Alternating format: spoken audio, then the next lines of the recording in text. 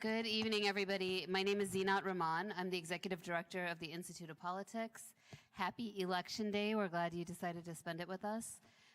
We are so pleased to welcome you to a discussion regarding the direction of the Democratic Party, which will be followed by an election night watch party in this room. So that's why we have the TV set up, and there will also be food, so we hope you stay. Before one of our students formally introduces our guests in a few minutes, I'd like to mention a couple of upcoming events that we have at the IOP and go over some housekeeping notes as well. On Thursday, November 4th, please join us as we welcome Governor Jay Inslee from the state of Washington for a timely discussion on the environment before the governor travels to Glasgow for the UN Climate Change Conference. Award-winning energy and climate change journalist Amy Harder, who's the executive editor of The Cipher, will moderate that discussion. On Tuesday, November 9th, IOP founding director David Axelrod will be in conversation with the new University of Chicago president, Paul Alvasados. On Wednesday, November 10th, current IOP Pritzker Fellow Tony Fabrizio, who was former President Trump's pollster, and John Anzalone, who is President Biden's pollster, will unpack the election results in Virginia, New Jersey, and elsewhere happening tonight, and they'll also look ahead to the 2022 midterms. And then on Thursday, November 11th, former IOP Pritzker Fellow Tim Alberta will be in conversation with journalist Eric Garcia, whose new book, We're Not Broken, looks to undercut many of the misperceptions of those living with autism and other disabilities. Audience questions. So after the moderated discussion today, we'll open the floor to take questions from you in the audience. Please line up to ask your questions. Keep your masks on, and as a reminder, we'll give first priority to student questions. Please make sure that your phones are on silent, and we will now hear formal introductions of our speakers from Elizabeth Snyder, who is an IOP event ambassador and a first-year student in the college.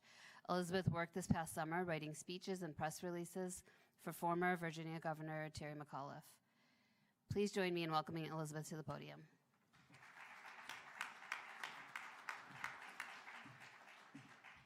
Thank you, and welcome to tonight's Speaker Series event. Tonight we'll hear former New Orleans Mayor Mitch Landrieu and Bernie Sanders' chief political advisor Faz Shakir discuss the direction of the Democratic Party and the tensions within the party's ranks, especially between progressives and moderates, and hopefully they will answer the question, is the Democratic Party in disarray? We're seeing tensions between moderates and progressives play out in real time with congressional infrastructure negotiations and reconciliation legislation.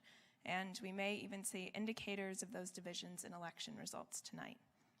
The conversation between Landrieu and Shakir will be moderated by Natasha Karecki. Karecki is currently a White House correspondent for Politico, and previously she worked as chief political writer for the Chicago Sun-Times. Mitch Landrieu, one of our panelists, is a Pritzker Fellow at the Institute of Politics and the former mayor of New Orleans. In his 8 years as mayor, he helped to rebuild after Hurricane Katrina and the BP oil spill. Landrieu gained national prominence for his powerful decision to take down 4 Confederate monuments in New Orleans, which earned him the prestigious John F. Kennedy Profile and Courage Award. In 2018, he launched E Pluribus Unum, an initiative in the South created to fulfill America's promise of justice and opportunity for all by breaking down barriers of race and class. Our other panelist, Faz Shakir, is chief political advisor to Senator Bernie Sanders and managed the senator's 2020 presidential campaign. He's a progressive liberal and a advocate for Muslim American communities, and he previously served as a senior advisor to congressional leaders Nancy Pelosi and Harry Reid, and also served as the political director of the American Civil Liberties Union. In January of this year, he founded More Perfect Union, an organization to help working people to be seen and heard in media coverage, promoting justice and accountability. After the discussion, please stay to watch the election returns from across the country, including races for governor of Virginia and New Jersey, as well as for mayor of Boston and New York City. And enjoy tonight's event. That Boston race is... Yeah. Right. Thank you, everyone, for coming out today. And yes, we will try to ultimately answer that question. Is the Democratic Party in disarray? But let's start tonight with the I can already tell this is going to be interesting. Let's start tonight with the Virginia race.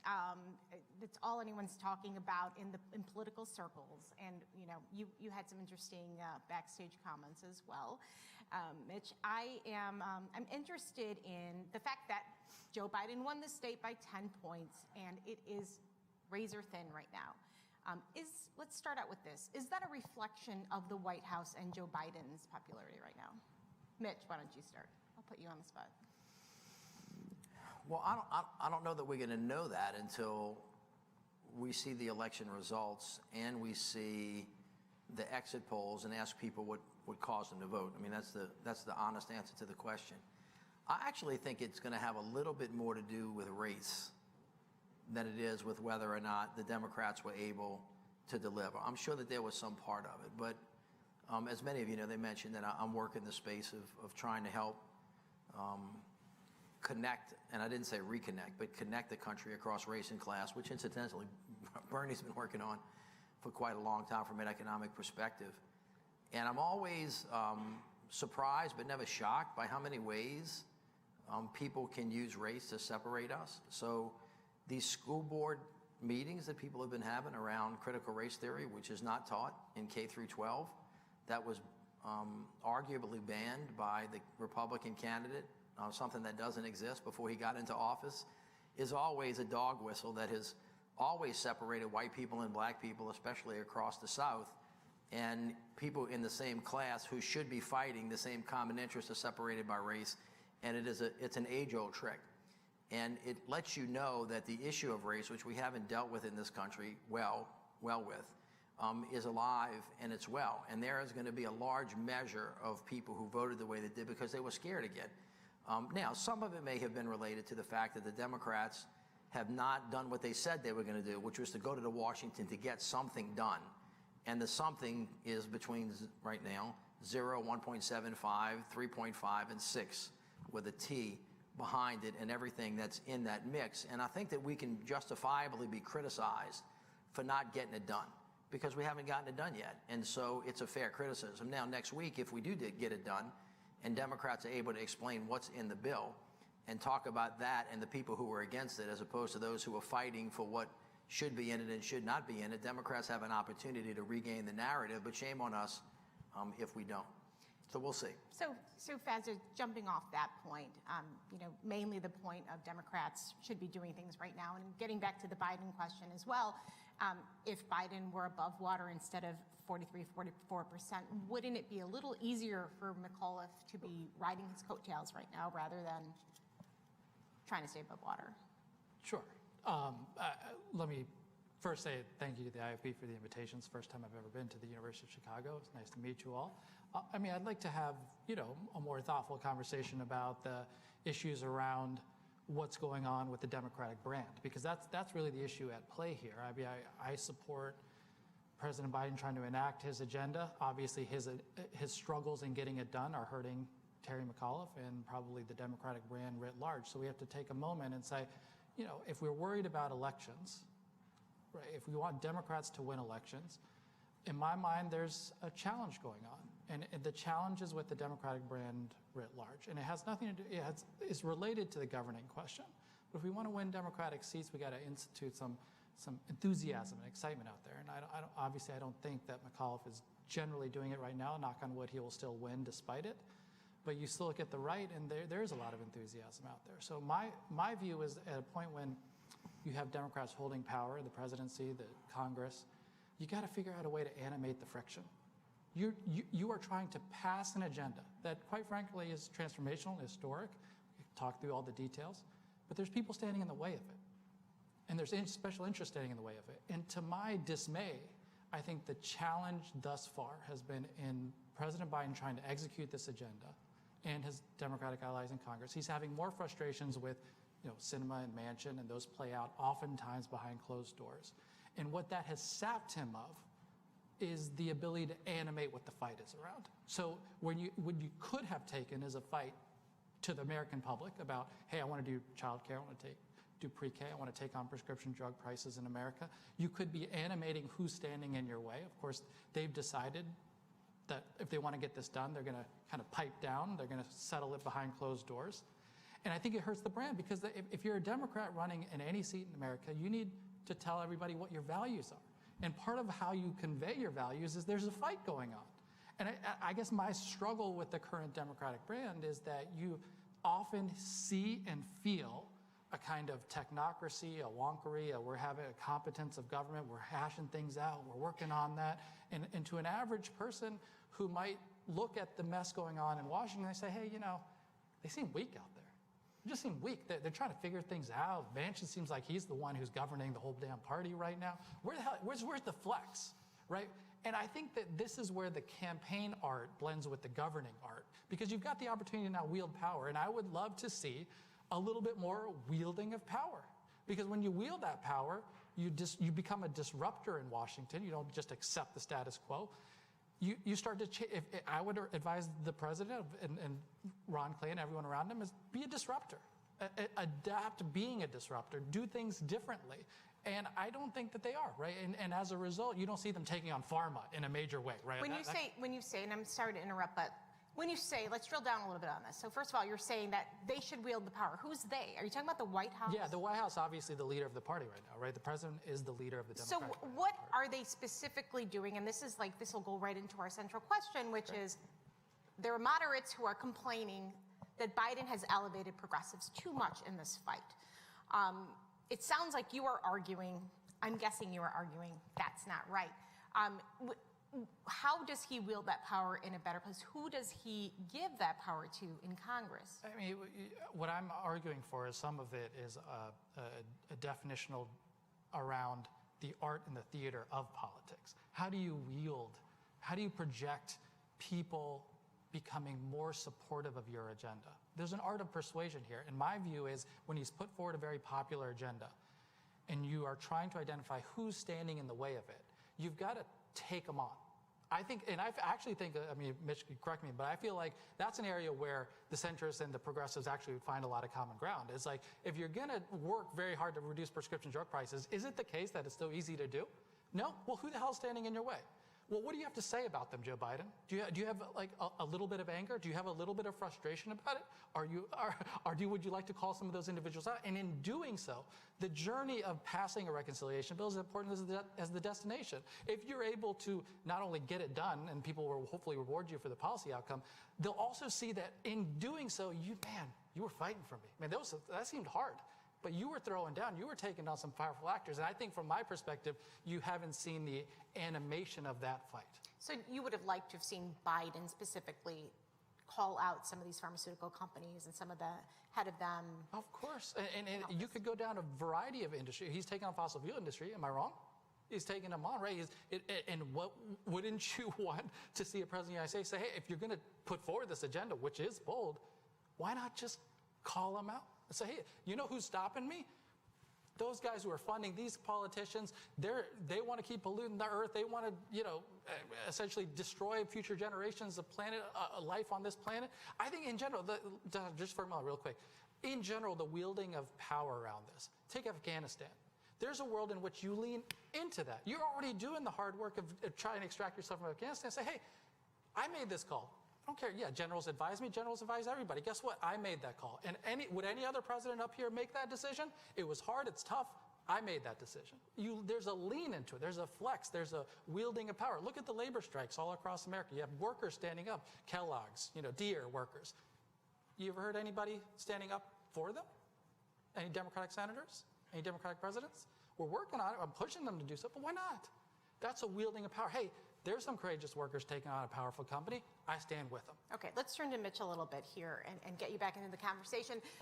So, I am curious about this whole theme of Biden ran as a moderate, and throughout his campaign, we all know he kept saying, I believe that the majority of our party is really more to the middle, and it is not as far left.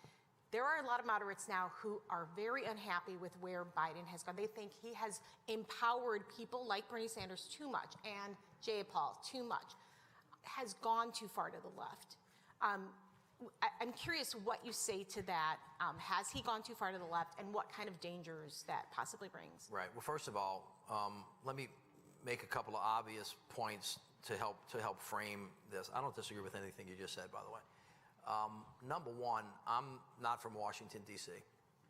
I don't represent anybody in the National Democratic Party. I'm a local mayor that was the head of the United States Conference of Mayors and see the world from the ground up, not the top down.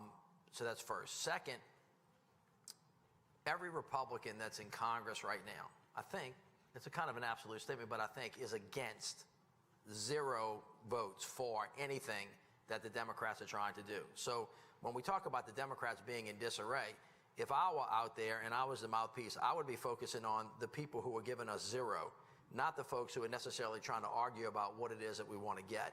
And I think that we've missed that opportunity to create the narrative that, in fact, Mitch McConnell is sitting on his hands doing absolutely nothing to provide health care benefits, to provide dental plans for seniors, to give early childhood education, to deal anything with the climate, any of that stuff, so that the country really understands who is really actively doing nothing to help the country go forward. And once that is true, then trying to figure out how to get the Democrats together to do a thing.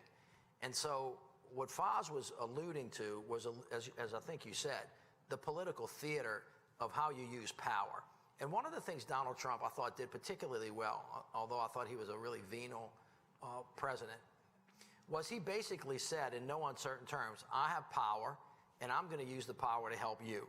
And I don't care about the law. I don't care about anybody. I'm going to use my power to help you. And I'm going to go to the mat to do that. And he communicated that to the folks who voted for him. And the idea of I'm going to use the presidency to help you is a very powerful message that has to be delivered and can only be delivered by the President of the United States. That's number 2. Number 3, there is a difference about how people talk when they're campaigning and what they can say, when they can say it, what kind of rhetoric they can use, and what kind of power they can use once they get to be the president. That's not an excuse, it's just an observation. So, to the answer to your question, it's very interesting because when Joe Biden was running, as you may recall, he ran against Bernie and a whole bunch of other people, and he was the self-proclaimed moderate. You know what? He won. The progressive did not win. The progressive lost twice. And I have a very high regard for Bernie Sanders, by the way, and Elizabeth Warren. But in terms of electoral politics, you could forgive somebody for saying, well, if the power is someplace, shouldn't it be with the people who won? So Biden gets elected, and now he's got to think to himself, what kind of president am I going to be? How much time am I going to be in the office? What do I really want to do? Do I want to be, you remember this, a transitional president? Meaning, am I going to lay the groundwork for the future of the party to come? Or am I going to be a transformational president? Well, I think the progressive wing of the party has got to be happy with how Joe Biden has responded to their request. And I think that Congressman Jayapal and Ro Khanna and all of those guys would say, I'm really kind of impressed that Joe Biden has leaned so forward on climate, on health care, on all of these things. And that he actually, and by the way, I think that the Progressive Caucus has actually done a better job and looks more mature and thoughtful in the way that they've negotiated than the moderates that are in the House. I think, and especially the other day when Congressman Jayapal came in and said, look, we're in, we're voting. We're going to pull down on the, if you don't, we won't. We're going to do both of these, and we're going to let the president go deal with Senator Manchin and Senator Sinema. I thought that was very strategically smart. But I think that they would say to you today, if they were here, Joe Biden has decided to try to be a transformational president. Now, this is no small thing, because I know when the negotiation was started, I'm going to call the group the Progressives. Bernie, speaking on behalf of the Progressive Caucus, they put forward what was originally known as the $6 trillion plan that had lots of wonderful stuff in it. And the President Biden didn't say, no, I'm starting at 1.5. He said, we're going to come in at 3.5. And that's the Biden plan. That's not the Progressives plan. It's the transformational moderate plan that actually moved further to the left, somewhere between what used to be known as the moderate center and the extreme on the left. $3.5 trillion on top of a $1 trillion infrastructure bill, on top of a $1.9 billion American Recovery Act bill, is the most extensive investments in the transformation that has ever occurred in the history of America. That is transformational. And by the way, even at 1.75 plus 1 plus 1.9, that is dramatically different than what anybody thought we were going to get when Biden got elected, much less when Trump was the president. So I would say to the Democrats, could somebody learn how to take yes for an answer? And let's get this done, and then do, I think, what Faz says, which is instead of talking about the numbers, can we talk about how transformational this is? My criticism for these guys, and now I'm talking about X's and O's. I'm not talking about running for office and talking about what you're going to do. I'm not talking about being in office and hoping what you can do. I'm talking about what you now know you should be able to do with the votes that you have. And the votes that you have to deal with, in this instance, 98% of the Democratic Party, moderates and progressives, are on the exact same page. And there are only 2 people and a couple of moderates in the House that are against it. So in your answer to your question, the Democratic Party is as united as it's ever been on a $1.75 trillion, $1 trillion, and an American Recovery Act bill in a way that we've never been before. So let me intervene. Let me just finish the statement, and I will.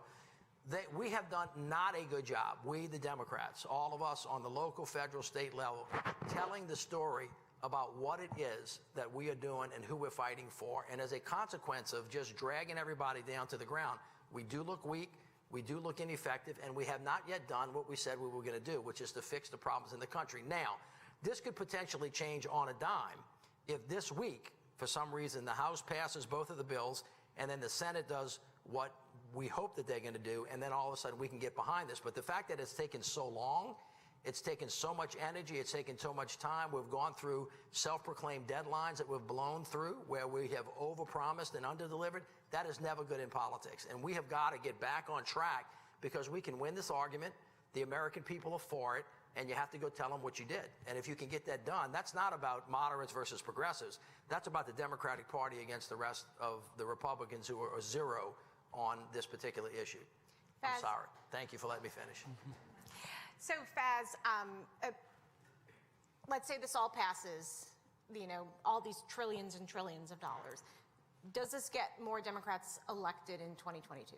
I hope so, but not necessarily. I mean, we have to govern for policy, and we need good policy outcomes because we give a damn, and we want people's lives to improve. That is what we're there for, right? You sit in office so you can deliver outcomes for people, but it doesn't necessarily 100% of the times translate into political success. The political success is a different question that we have to hit head on.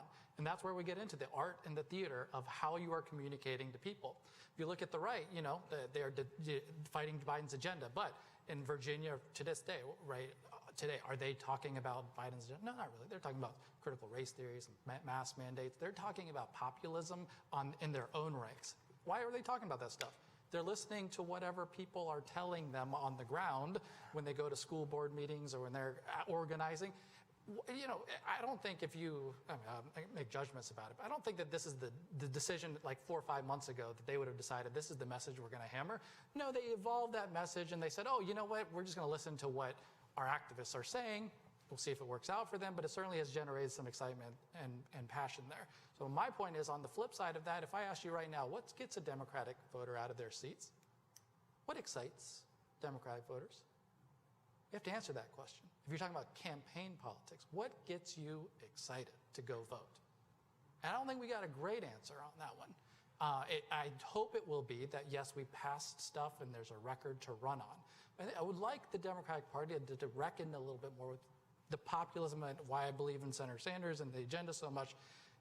Yes, there's a policy argument and he wants to offer a direction for this party, but he's also arguing that we need to build ourselves around a populist instinct. We need to listen to people and emanate from them, understand what the passions are that excite them. That's why I have been honed in on some of the labor strikes around America, because they're telling you, that's what excites me. I'm getting out, I'm challenging my employer. I'm fighting for better wages and conditions on the job. You are supposed to be a labor party, right, Democrats? You're supposed to speak for me. If not for you, then who? Who is going to speak for me? In some ways, this is where the Democratic Party is held to a higher standard, right? It's like, think about a union at a workplace versus management at a workplace. Does the worker think the management's always going to be on their side? No, that's the Republican Party. But they do think the union's supposed to be on their side, right? And so you're supposed to spend some time fighting for the people for whom your values are most connected with.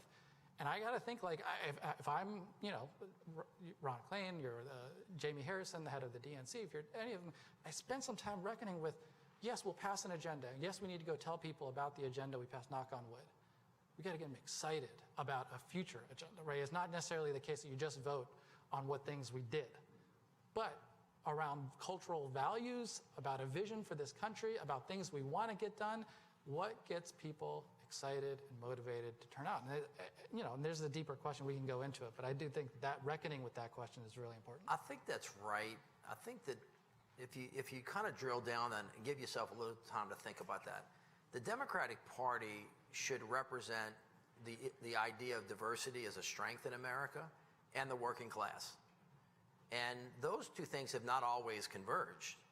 If you look at who the folks in labor unions voted for, I think that a lot of folks in labor voted for Trump.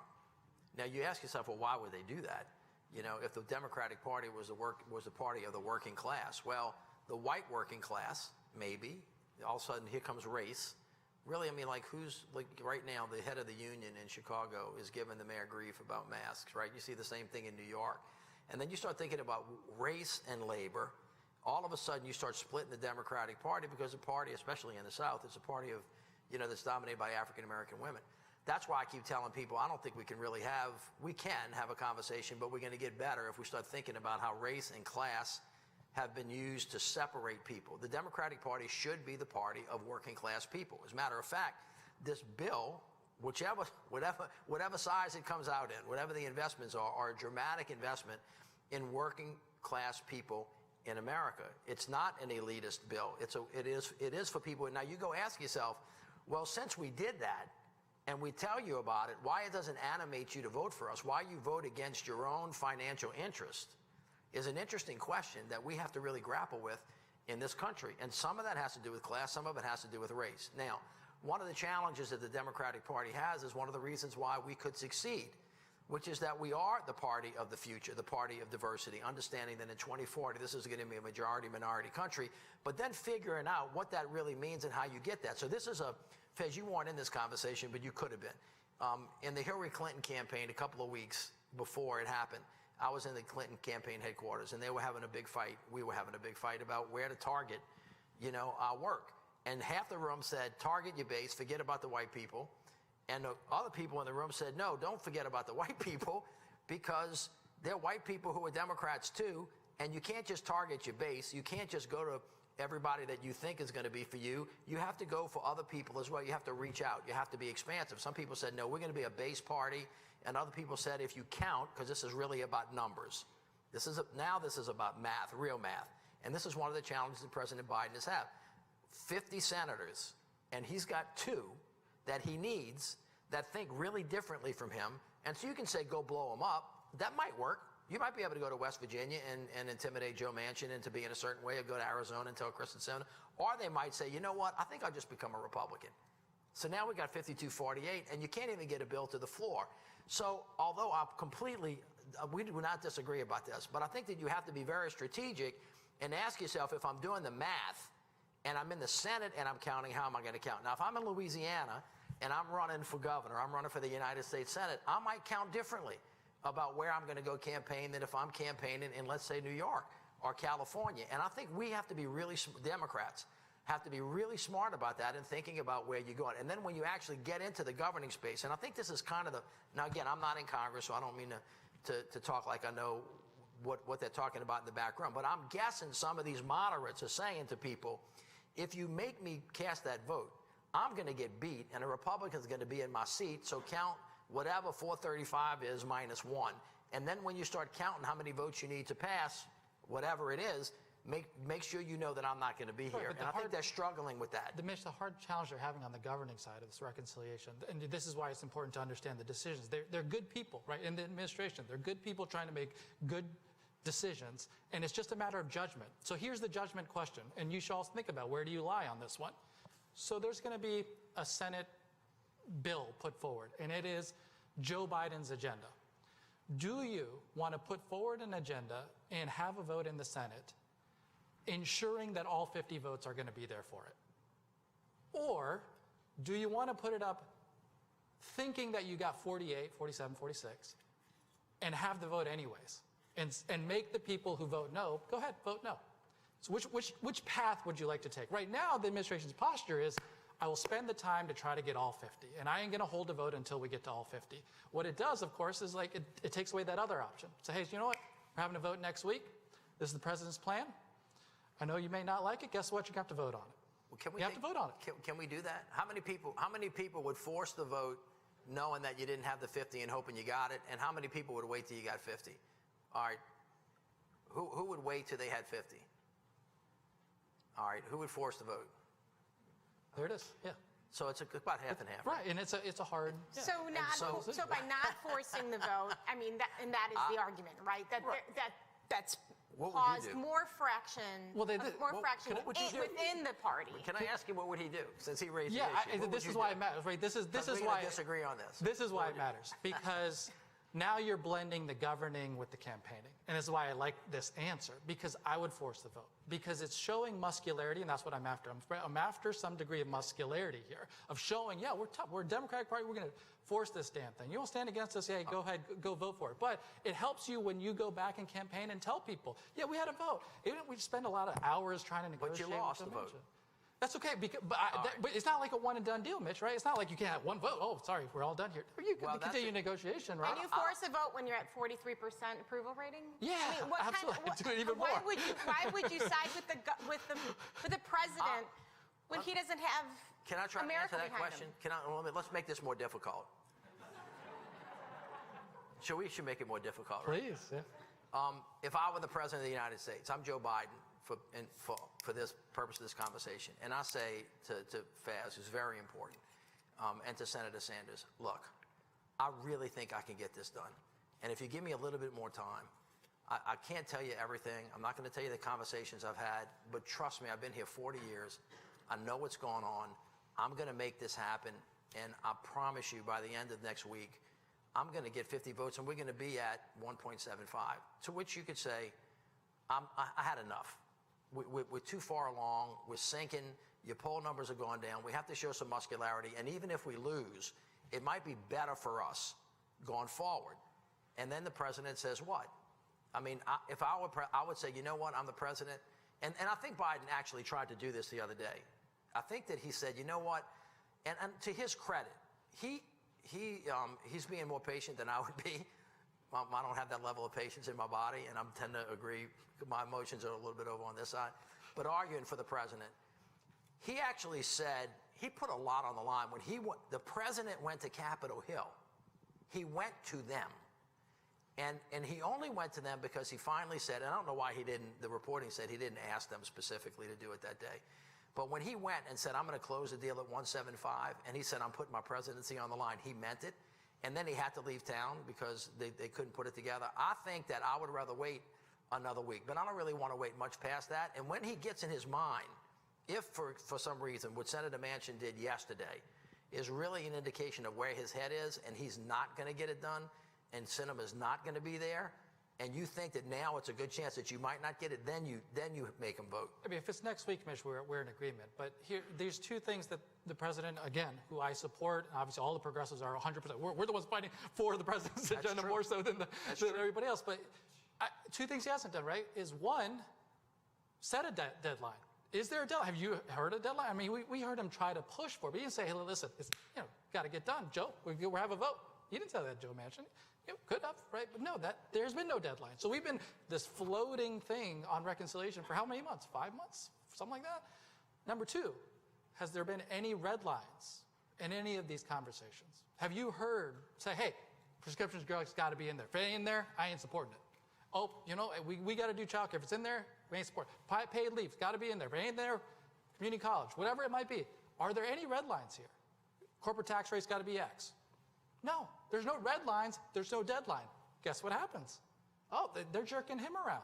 They're just keep jerking him around for as long as they want, right? Like, who's going to tell Manchin, hey, deadlines and votes? Answer the question that I was trying to ask before, which is, has that ended up hurting the party as a whole by dragging this out and having them fight? 100%. And not a clear direction. Natasha, it sounds like that's what you're saying. But you're saying it. You know the question. You're asking the question. You know the answer, right? You're like, of course. Like we know it is hurting. Okay, let me drill down on something really quickly. Today, I mean, you're talking about these big personalities, and you're talking about Joe Manchin a lot. Today, Bernie Sanders did say, "Let's move this thing forward." He did not show up to a committee meeting and did not. And Joe Manchin needed him there to approve 2 nominees. What was the reason for that? Wait. Repeat that one. Bernie didn't show up for So work. Bernie didn't show up to a committee meeting in which Joe Manchin needed Needs to him be to worse. approve two nominees Today? today.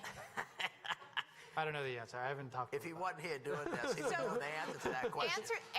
Can we drill down a little bit more on the relationship between Bernie and Manchin? That's a very important one right I mean, now. just right? 2 weeks ago, they spent 4 nights in a row talking for an hour at least each night. 4 nights in a row.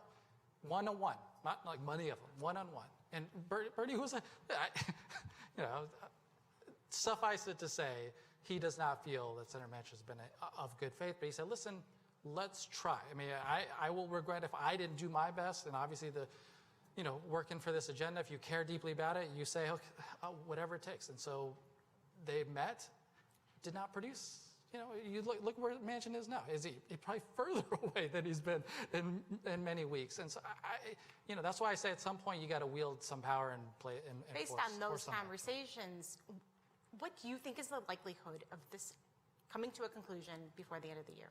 I don't feel like, if you ask me at this moment, I don't have too many glimmers of hope of it happening soon.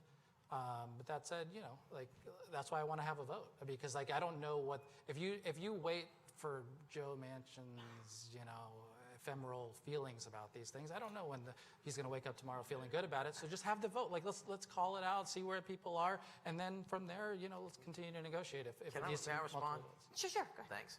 Couple things just to point out. I completely agree that now is the time for a vote. I think it's fair to say anybody that's watched this process could not fault the president for not listening, not hearing, not trying as hard as he possibly could. And so that's number one. Number two, it's taken way too long. I like Bernie. I know Joe. I like them all.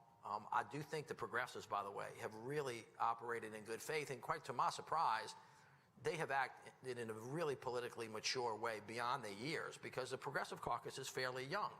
And I think they've been fairly sophisticated. And I think Congressman Jayapal has really been eloquent on TV, and he's explained herself in a way that Senator Sinema has not. Now, to Joe Manchin's credit, he has, for the most part, been pretty clear about where he is and obstinate about moving forward. And he's been less than clear about where he is in the last week. But you got to give him credit for saying, this is who I am and this is what I'm thinking about. I'm worried about the debt. I'm worried about inflation. I'm worried about paying for things that are going to saddle future generations without money, even though they're arguments. And I would probably be, if I was in Congress, at the $3.5 trillion figure personally. But it has definitely hurt the Democratic Party and the Democratic brand that it seems like we cannot get our act together. So when you look at this, even though President Biden's been in office for 9 months, and you say, wait, COVID's a little bit more out of control than we thought. The Afghanistan withdrawal, while we wanted to get out, was much less tidy than we wanted it to be and looked like nobody was in charge. The immigration situation that occurred under the Del Rio Bridge, and now the fact that we can't get anything done, and the president's overseas, it looks like our house is in disarray. And the public can justifiably say, who are not hardcore politicians like us, who are not thinking about whether Democrat or Republican, I'm not feeling really good about where we're going. So it definitely hurts us. And then the third part is this. We are at a point now where we absolutely have to have a vote. I agree with him on this. I wouldn't have done this. You. No, but I wouldn't have done You're it. in a ring. I wouldn't have done it if I didn't think I had 50 votes. But if I'm the president and I left and you told me you were going to be for me and I come back, you have to call the question now. You have to call the question, and it's at 1.75. Maybe it's at 1.7. Maybe it's at 1.8. Manchin's saying they're not counting the right way, so we don't know what the real number is. We know it's not going to be 2. We know it's not going to be 3.5. We know it's not going to be 6. And guess what? It can't be 500. So can we please just kind of get to it one way or the other, say yes or say no, and then let's move on. And I think that we have gotten to that point because I don't think the American public has much patience past this, and they expect us to do better than what we've done to get them an answer. And so, yeah, I would call it. And I think the president, who has said today, I think, if I saw I was in class all day, but I think he said, I'm pretty, sure Manchin's going to be there. So the one thing we disagree on now is I think you'll see a bill before the end of next week. Voted on, though. I would agree, yeah, I would vote on. Do you think it was a mistake? So there was another time that Biden recently went to the House caucus and talked to them. And at that point, Pelosi had earlier in the day promised her caucus, we're going to vote on the infrastructure bill today. that visit, then, what happened in that day, that got scuttled. Do you think that was a mistake? I mean, there was a vote promised. Progressives pushed the issue and said, we don't have an agreement on our stuff, which is also the president's stuff. But it would have at least gotten some of this through. What do you think about what happened at that point? Because it does seem like an important juncture here. The president is certainly working hard to get his agenda passed. I mean, great. He should, there's no mistake to going over to the Hill and say, hey, pass my agenda. In fact, in my mind, you could ramp that up, 3 more steps and say, hey, I want a deadline. I want votes next week, right?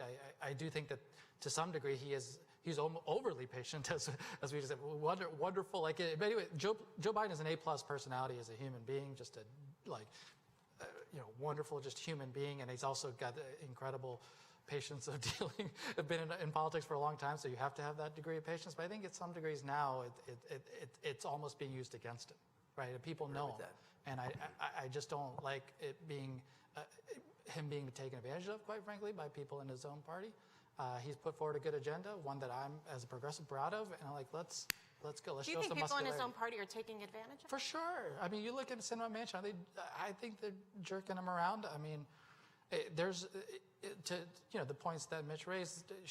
Senator Sinema, for a long time, had not even come forward and held a town hall meeting to discuss where her views are on her own president's agenda. There's no reason for it. You got a Senator Mark Kelly who's running for re-election in her own state, and she's probably damaging his re-election chances. You got Joe Manchin, who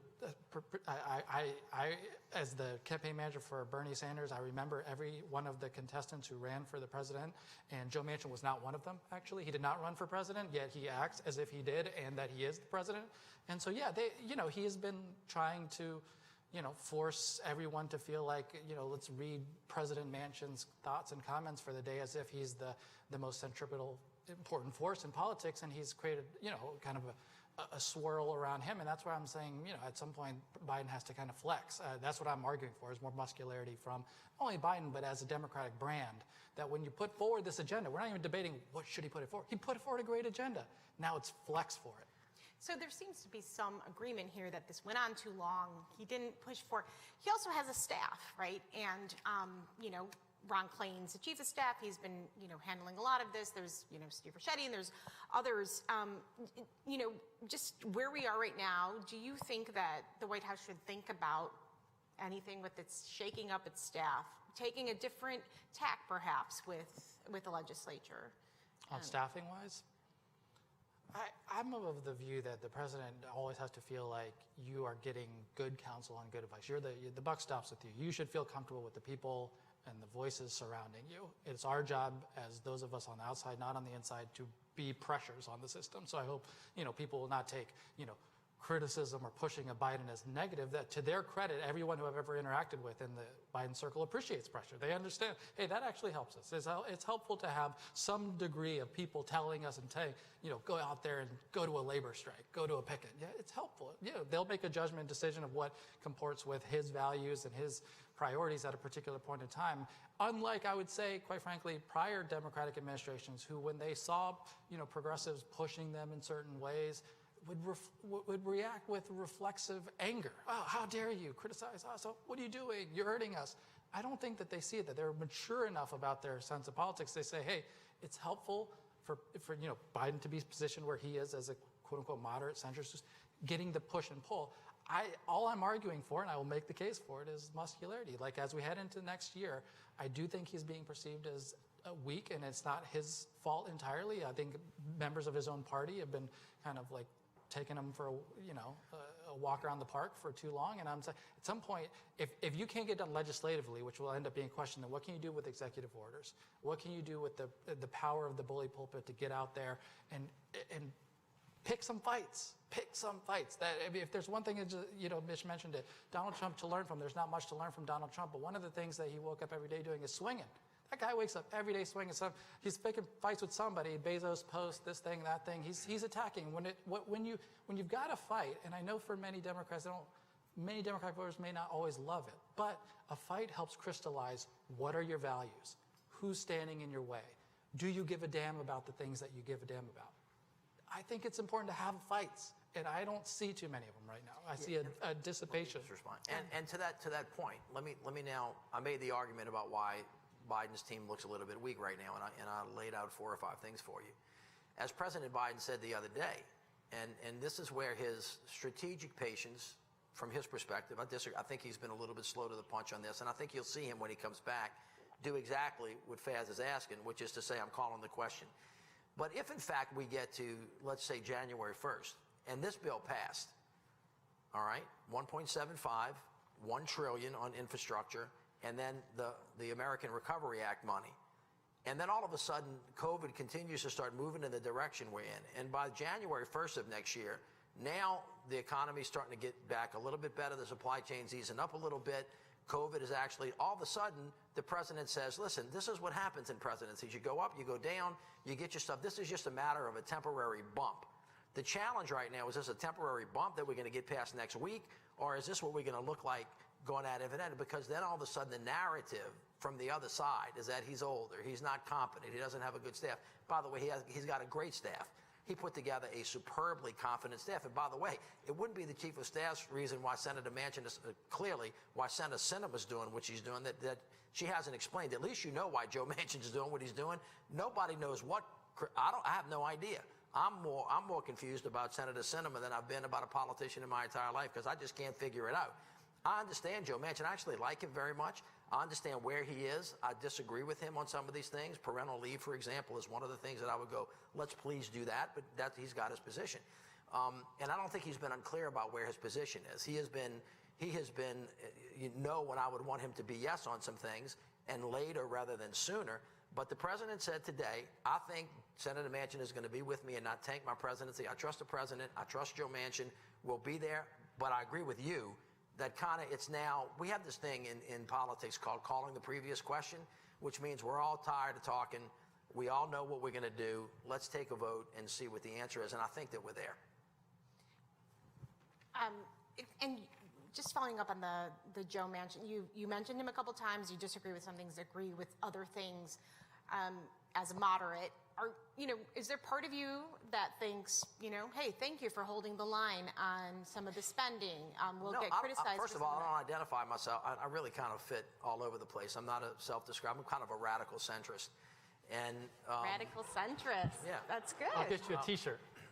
Well, I mean, sometimes if you ask me where I am, sometimes I'm with the moderates, sometimes I'm with the progressives. I don't really fit in this framework because I'm from the local government, and we don't really think like people in Washington think. I'm very aggressively in favor of parental leave. I have no problem with the spending that we're doing on human capital. I absolutely think it's essential for our national security to undivide our house and home and to be unified. And unless you invest in human capital, you can't protect us overseas, and you can't protect us at home.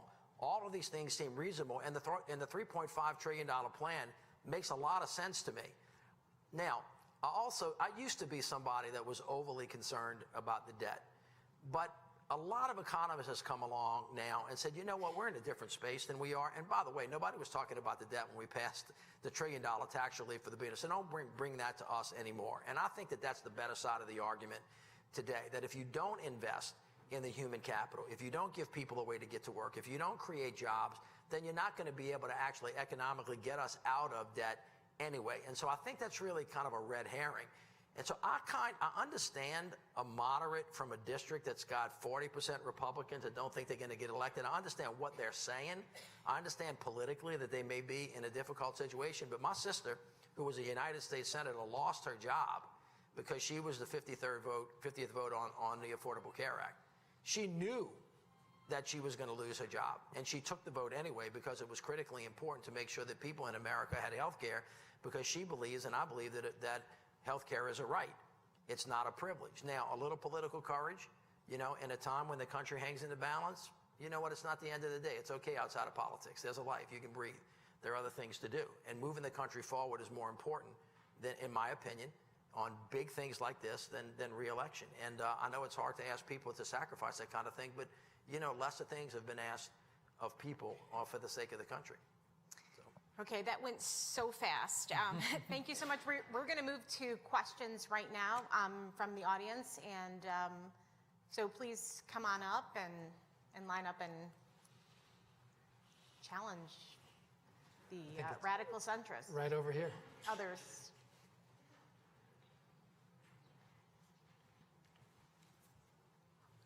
Hi, my name is Annie Henderson. I'm a first-year graduate student at the Harris School of Public Policy, and I'm going to apologize before because I think my question's going to sound a little cheeky. Why are Democrats so bad at messaging?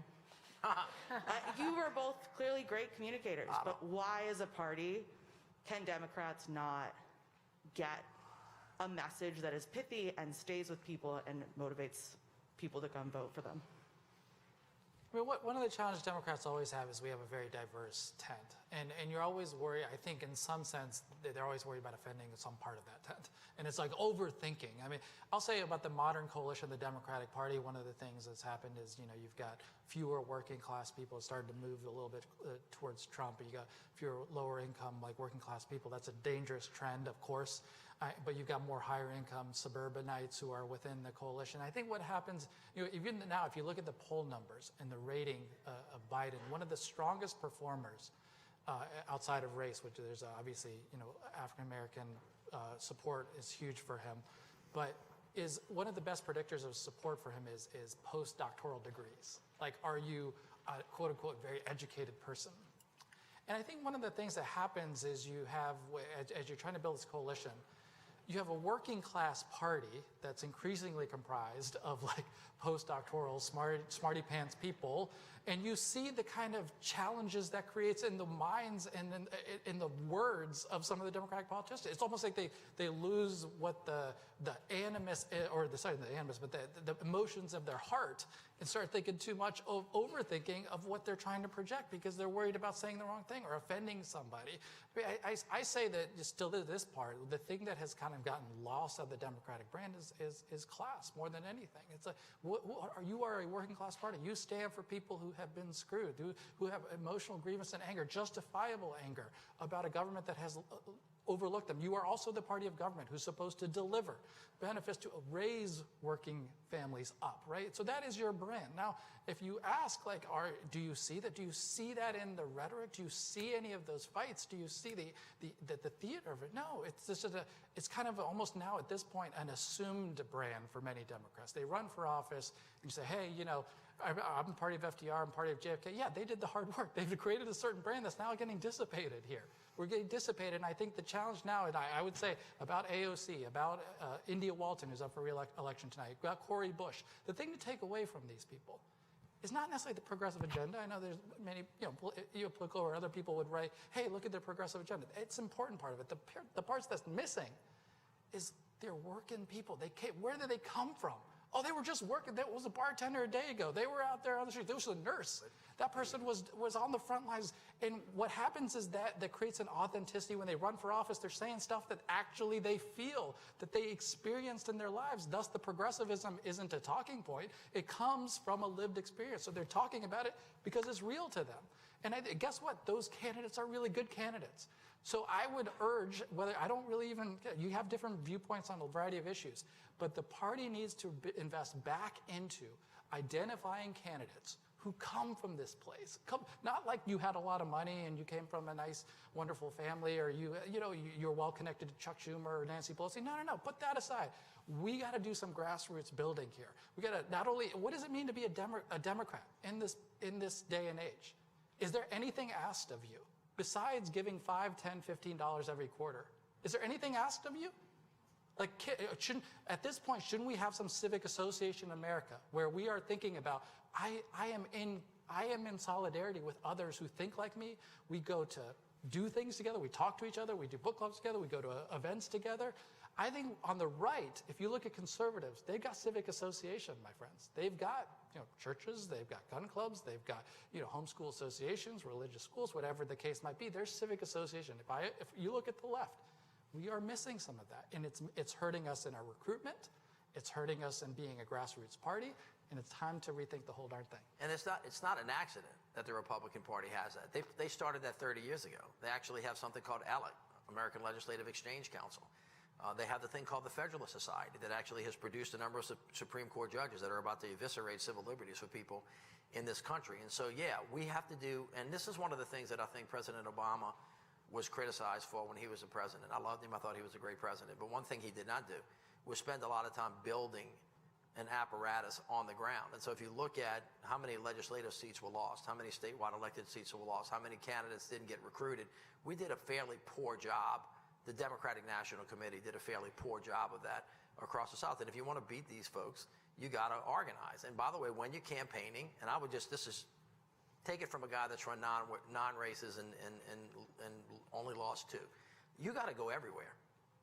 You have to go, in Louisiana, you better go to we have parishes, not counties, but you better go to every parish, because we run, the way it works in Louisiana, it's called a guerrilla primary. Everybody runs against everybody, Republicans and Democrats. And if I just ran a base election and I stayed in New Orleans because I know that I could clean that clock and get 98% of the vote in New Orleans, and I didn't go to St. Tammany or St. Bernard, to other places that I'm not going to win, right? I'm going to get beat 90-10. But if I go, I'm going to get another 20% or 30%, which means I don't have to get 98% in New Orleans. So it's all about math. And every state's different. But you have to be strategic and you have to think about it. So some people are going to run a base election. Cori Bush maybe can run a base election. Maybe AOC can run a base election. Maybe she's in a predominantly Democratic thing. But if you got an African-American or a white person or a Hispanic person, and they're a district that's split 50-50, they're not going to run a base election. They're going to have to run an election where they can actually encourage people who are not necessarily like them to vote for them. And you have to figure out, which one of them you're going to do in those respective places and be smart about it. Okay, let's get some more questions. Thank you. My name is Zachary Leither. I'm a first year in the college. My questions are a rather blunt one, but do you think that American voters are politically savvy and aware enough to look past, a party's name and vote for candidates based on their individual stances and voting records? Yeah.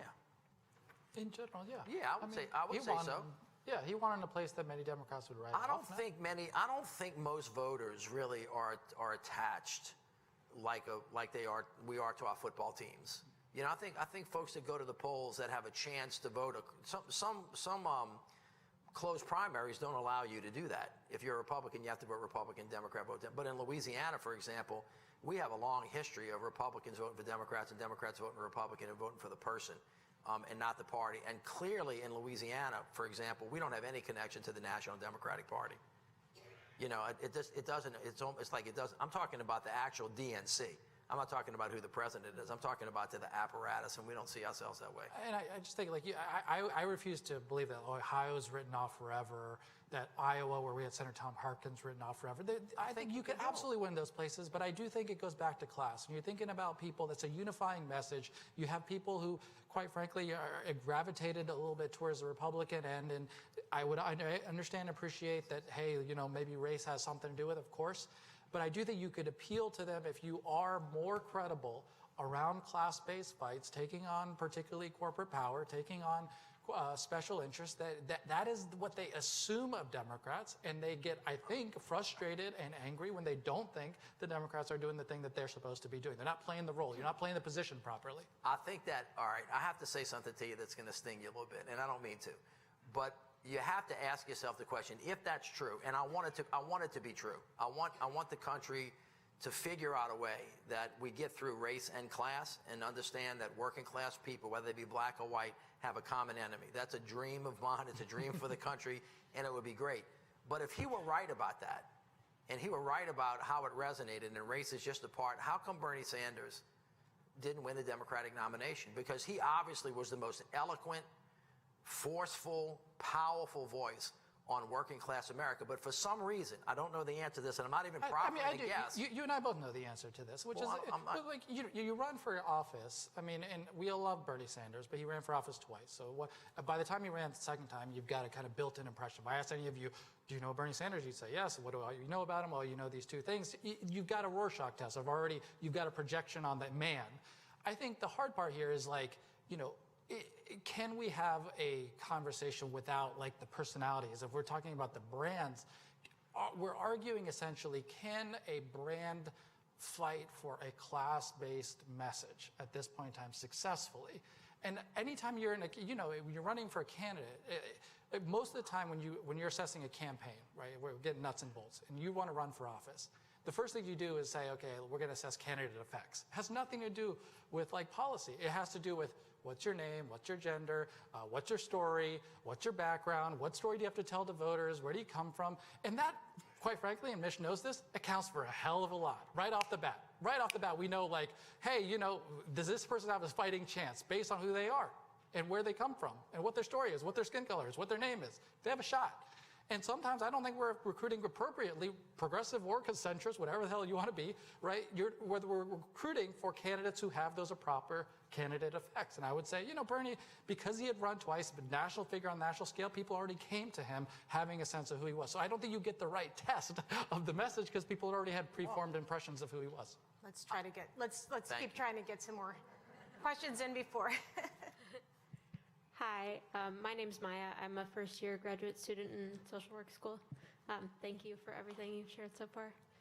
My question is a little bit like, I'm trying to formulate my thoughts because you guys are making me think about a lot of things, so bear with me. So in my opinion, there are two major mistakes that the Democratic Party is making. And I'm going to tell you what I think they are, and I'm wondering just what your thoughts are on them. Great. So the first mistake I think the Democratic Party is making is pivoting towards the suburban white swing voter more than towards the working class voter, instead of looking to re-engage the working class voter. And the second mistake that I think the Democratic Party is making, or that Joe Biden is making, is not just taking big swings towards things that would seriously engage millennials and Gen Z voters, such as, if you just forgave everyone's student debt, you'd probably get a crap ton of people to vote for you. Or if you decided we're the party that everyone just cares about climate change. I mean, all young people are concerned about climate change, even conservative ones, most young people. So I'm just curious what your thoughts are about those things. You want me to go first? Go ahead. No, please. On the working, I agree with you, right? I would like the party to be defined around its work. I don't think it's a either or. I think the thing that I feel strongly about is if you embraced a core working class identity, it would not hurt you politically with suburban voters. That I feel strongly about, right? I think sometimes it's, if you take on corporate power, maybe like some of these wealthier suburbanites might not vote for you. I don't think that's the case. I think it's a values orientation. That's what they're really honed in on, and I think honing the brand, the value of what a Democrat is really important and enhancing it.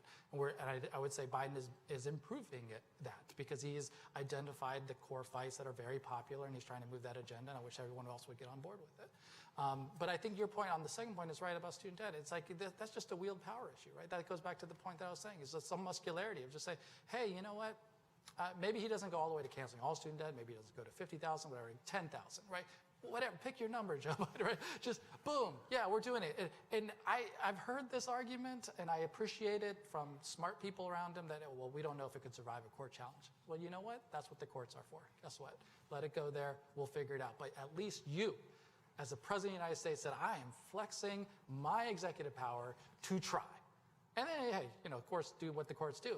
But I am trying. I am fighting for you. And that is part of the part. 12 minutes, you got to Yeah, respond. I want to check us on a couple of assumptions that we make when we label people, and we do this all the time because polls like suburban people, white working class people, black working class, et cetera, and make sure that we know what we're talking about because when you say rural, you think white. When you say urban, you think black. And in the South, that's just not true. And by the way, when you say suburban in Louisiana, that is where the working class folks work. They left there because they left the city. And they are working class. They worked at Avondale Shipyard. That's where they worked. And so, when you say you don't want to go into suburbia, but you want to go into working class, at least in Louisiana, it's one and the same thing. It may not be that way, let's say in Cambridge, but it definitely is there. The other thing too is in the African American community, and I want to really just kind of send this out there and remember that you heard it here, that just to progressives who, white liberals mostly, who were thinking that, wow, we become minority, we're going to be more progressive. That is not necessarily true. There's evidence that in the Hispanic writ large community, that's not necessarily true, especially if you're from Cuba or Miami. And in the African American community, if you can get past the issue of race, there's some evidence that the folks in the African American community that on issues of life or issues of guns or issues of other things, they could be persuaded to actually vote for not a progressive agenda, So I don't want us to conflate necessarily those things as we think about strategically how to go forward. Now, as far as millennials are concerned, like right now, if you think about putting people back to work, free community and technical college, huge thing, parental leave, huge thing, broadband that cuts across urban and rural areas, a massive thing, and of course student debt. All of those things I think are critically important, and I agree with you about Donald Trump actually did this other thing. Now, this is a man who is completely oblivious to what the Constitution says, and I wouldn't run roughshod over it, but if there's a question mark, and you think that you have an arguable case, and you can defend it constitutionally, then I would go ahead and do it, and then let the courts decide. I don't know that I would spend my life trying to do something extrajudicial and then daring the judiciary to go back, but I think you can bend a little bit on that. Let's get the next questioner up. Hi, my name is Ibrahim Rashid. I'm a Master's in Public Policy candidate here at the Harris School. First of all, Faiz, it's so good to see someone like you with the platform that you have as a fellow Muslim and Pakistani American. So very inspired by all that you have achieved and the ideas that you have pushed forward, especially myself as a self-described progressive. So thank you.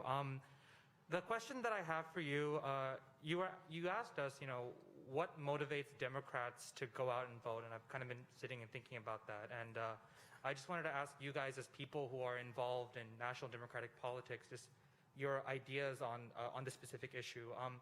I wanted to ask, has there been any conversations within the state and the National Democratic Party about how we can, I guess, build back better in terms of supporting COVID long haulers, people who contracted COVID and then just never recovered? So for example, I'll talk a little bit about myself. I'm 24 years old. A year ago, I got COVID, no pre-existing conditions, and I just never recovered. COVID wrecked my heart, put me in like $30,000 of medical debt, and is the reason why I now use a cane. As I've been in policy school, kind of like shuffling in and out of school, going part-time, then dropping in and out, I've been thinking a lot about how can policy be used to support people like me to build back better, especially as we're kind of coming out of this other leg of the pandemic. So kind of just with that in mind, I just wanted to ask you guys, as people who are involved in both national and local Democratic politics, have there been conversations about how to support COVID long haulers? And if not, what are your guys' ideas? And once again, thanks so much. Thank you. First of all, thank you for the kind words, and man, it hurts to hear your story, but thank you for sharing it. On the policy, two thoughts came to my mind immediately. In fact, there's elements of the reconciliation bill that would actually have significant impact. You think about healthcare expansions, both through Medicare, Medicaid, making sure people don't pay subsidies, just having ensuring that everybody has access to insurance. That's something that's actually in there, which would be really beneficial for people who are struggling or falling through the gaps. The second piece is the home care piece, which is like if people fall into a situation where they need care at home now, you don't have to go to an institution, you don't become institutionalized, you might be able to get quality care at home with that person hopefully earning a living wage. So I think there's some elements of it. But the other piece that came to my mind is like, when I was talking about civic association and what it means to be a Democrat, I do think that you have a values orientation, and part of that values orientation is service. And I think that's what we're missing. When you think back to olden days of like the Peace Corps and AmeriCorps, right? At core of Democratic brand identity is the idea of public service is a good. And if you were kind of being kind of big think here of like, what does the Democratic Party do? How do you get people enrolled in the Democratic Party? Not just being a financial contributor, sure. But like, what could you do? I think service has to play a key part of it. And I'm thinking of like, individually, like we're in community together. That's a value of the Democratic Party. We're in solidarity together, and we are, going to enlist and try to do service on the weekends, and we'd like to go out and do things in the community. And you could write a whole list of things that we could do. That's civic association. That's coming together as people. That's living your values. And I think in a world where I would hope that a Democratic Party isn't more than just like a partisan identification in which you vote or give a financial contribution, it's something deeper. I would think hard about that. What is a service component? That, by the way, is part of the thing that motivates the Civilian Climate Corps, right? That Alexandria Ocasio-Cortez and Bernie Sanders have been fighting for, was just the idea that, hey, people, particularly young generations, want to give a service to the country. Let's give them the opportunities. And by the way, when they do that service, When you have people enlist, you know what happens is you have people intermixing of race, you have people intermixing of different backgrounds and cultures, different income classes, things that quite frankly, we, in this day and age, we've created so many bubbles for ourselves. We don't do those. And to allow for those places where, quite frankly, labor unions used to play these kinds of roles, intermixing of different ideologies, of different backgrounds, and this is where we come together and we share our values. Public service could provide that. We just don't have those kinds of opportunities, but I hope that was sufficiently. Thank you. We have the next person come up. Well, we might get everyone in. Hi, my name is Adiba Chowdhury. I'm a first-year MPP student at the Harris School of Public Policy. I've worked alongside Bernie Sanders and AOC for the Green New Deal for public housing, and I faced a lot of backlash in implementing those policies, and which made no sense to me considering that these are for the working people, these are for low-income individuals. But my question is, why do you think there's so much resistance against progressive politics, considering that majority of Americans are high, middle income, and less? And a lot of policies that are enacted by Bernie Sanders and AOC are going to help these people. I'm sorry. Say your what name was it? again? You said that because of policies are going to help high income. I mean, my question is, why do you think there's so much resistance against progressive politics in America? Well, if you look at it broadly and you think about, well, where did the Tea Party come from and what happened, and then Occupy Wall Street, and then what the iterations of it are, the country goes through what I would consider to be electoral spasms over time as new ideas are formed, and always the people who are the outliers get pushback. At the end of the day, if they have what's a sustainable theory of governing, they tend to morph into something and then become fairly constructive members of the governing force. I would actually argue, and I think I said it at the outset, the progressives now that have formed into a real caucus and actually have people with names attached to their offices. You mentioned AOC. Bernie's been there a long time, but Pramila Jayapal and Ro Khanna haven't been there forever. I think Ro's only been there for 3 terms, but they actually have a progressive caucus. And it was interesting to watch them on TV because Ro would refer to Pramila as the chairwoman of our caucus, as though she were the Speaker of the House. And he really gave her stature. So you see this, what I would consider to be this maturing process. Now, one of the big B's for the progressives way back when is it's too pie in the sky. You remember during the campaign when Joe and Bernie were on the stage, and he said, yeah, you want to do Medicare for all. It's going to break the bank. I'm going to scare everybody to death because you can't pay for it. It's going to destroy the deficit. And all of a sudden, here we are. Now we're governing, and it actually has become $6 trillion versus 3.5. And now then the progressives are now saying, hey, we can be reasonable too. We can govern. We can compromise. Actually, we're being more reasonable than the moderates. You can see it growing into what I consider to be a fairly mainstream set of thinking that years ago you wouldn't have. And by the way, this is why I think the Democrats ought to take yes for an answer and get the heck out of town, is because 4 years ago, Donald Trump was the president. Some years ago, we gave a $1.8 trillion tax break to billionaires, and now we're actually having a conversation about spending $5 trillion on things that we would not have been talking about had the progressives not actually articulated this and then brought us back to a particular place. And so I don't necessarily agree that they're rejecting it. I think the progressives can say we moved the party, and this is one of the criticisms that the moderate folks are saying don't put on me. They've actually moved the party to the left, so the center of gravity has moved, and I think they should claim some success for that. I agree with Mitch on that, and we could spend an hour talking about progressives for a moment, but I would say first, definitionally, it's important. I know I'm not picking on Mitch, but like a lot of people say, well, progressive agenda, where does it come from? I mean, Right. It means a lot of different things to a lot of different people. For me personally, the history of progressive was in the progressive era in which, it got defined around taking on robber barons and corporate chieftains. It was an economic fight. And certainly that, to my mind, is core. I mean, there are other elements that become, progressive. But when you're talking about you're fighting for the people and you're taking on the powerful, that is, like, by definition, I think, progressive.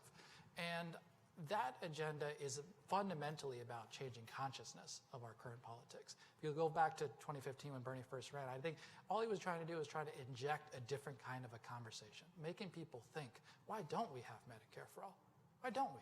right? Like, well, let's think about the system that you live in. You go in the hospital, you get billed, and you don't even know how much it's going to bankrupt you, and you're going to get charged three months later, and what the hell? You didn't even know how much it was going to cost when you went in. Why are they skimming money out of this system? Why are they screwing with your lives? Well, he's changing your consciousness. And I think he's done that in a variety of ways, changing your economic consciousness, almost returning it back to I think the brand of what the Democrats are, is this fight over power, powerful actors, and a fight for the people. And I think that fight is winning. That's what you should take away from it. I mean, I get that we're always in struggle, always in struggle, right? You're putting up the next fight, and the next fight, and the next fight. But over these past 5 years, no doubt in my mind, has changed the consciousness of this party. It's become far more grassroots than it has been in any time in the recent past. It has now putting forward an agenda on the main stage that is for the people, and then the fight continues. So, I think over the next few years, Mark, we'll see if this turns out to be the case. You'll have more progressives in that Congressional Progressive Caucus running, and there's ideas around public housing. So start to change. Why don't we have more public housing units in America? Why? Consciousness changing. Why haven't we created them? Because there's a racist history to it. Mitch knows well, though, at some point it was deemed, that's black housing. We don't do that. We ban creation of public housing units. Why? Let's revisit that. Let's change that norms. And that's what the progressive movement is doing, is causing, I think, the entire Democratic Party to assess.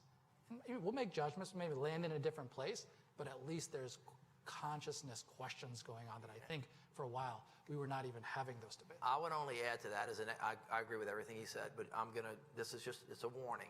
Take it as this. If we do not deal directly with the issue of race and figure out how to get through it and get to the other side and what that really means to the African American community, I would answer the question a little bit. I get what Bernie said, but there's a reason why the African American community in the South said, I don't equate this aggressive move to working class to me. There's a different consciousness out there about that. Now, it's an uneasy alliance. There's also a reason why African Americans say, I hear you talking to working class people, but when you don't say black and white working class people, what I hear you saying is white working class people. And so what I'm saying is that race continues to be a divide in this country that we have not, as white people, really thought about, accepted, addressed, and actually gone through. And the African American community is justifiably concerned, as they always have been, about, are they talking about me when they're talking about working class? And I think that we can't skate by that, or we're never going to get to where Bernie wants us to get, which is making sure that working class means everybody. And and when you say, by the way, populism in the South, that doesn't hit people's ears the way that it necessarily hits them in the Northwest or the Northeast.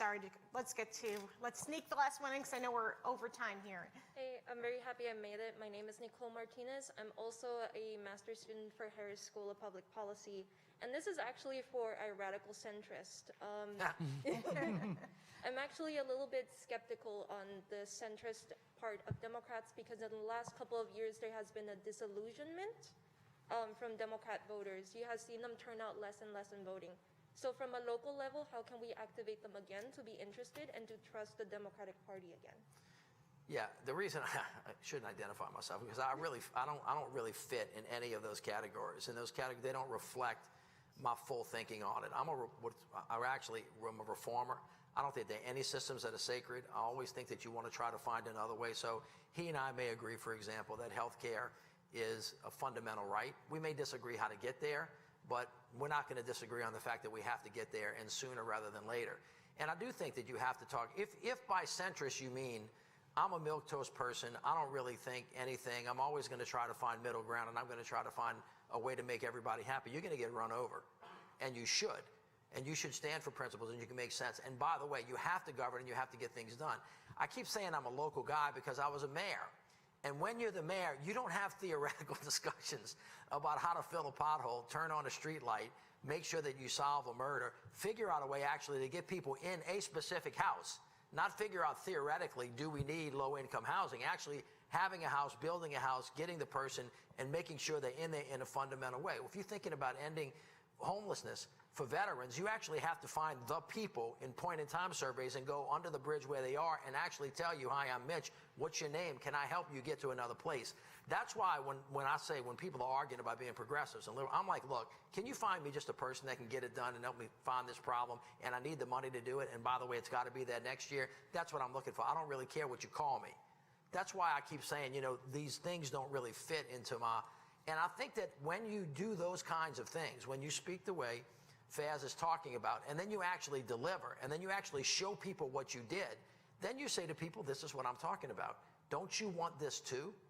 And that's where you actually start to convert people. I do actually think, though, and he's completely right about this, if you want to win, you got to work at win it, which means you have to recruit good candidates. And then you have to have a good message. And then you have to have a good theory. And then it has to be something that resonates with people. And then they'll return you to office because you're helping them. And I think that it's really not that much more complicated than that. It's just really hard to do. And it takes time. It takes investment. It takes some kind of strategic patience. And then it takes, at the end of the day, what he said, and I think he's correct about that, people want to know that you're using your power to improve their lives and that you're willing to fight for them. And if you can encapsulate what it is that you're trying to do with a message like that, you will win more often than you'll lose. You know, the challenge for progressive, this is where I differ on his take on Bernie, is that he's got very high approvals among the African-American community. It's not that they don't like him or they hate him. It's that there's two things going for progressives that are hard. One is, if Democrats are the party of government, progressives are definitely the party of government, right? Like, you are essentially arguing for a role of government that arguably hasn't even been seen in modern history. Right. When you talk about Medicare for all, we're talking about Medicare, you know, and expanding that government out. And for many people who are disillusioned, to your point of like, how do you reach people who aren't with you, disillusioned about the role of government. But they're disillusioned about the role of government. They've gotten to the point where I don't think government can even do that. It seems incompetent. Well, they're feckless. You put them more in charge of healthcare?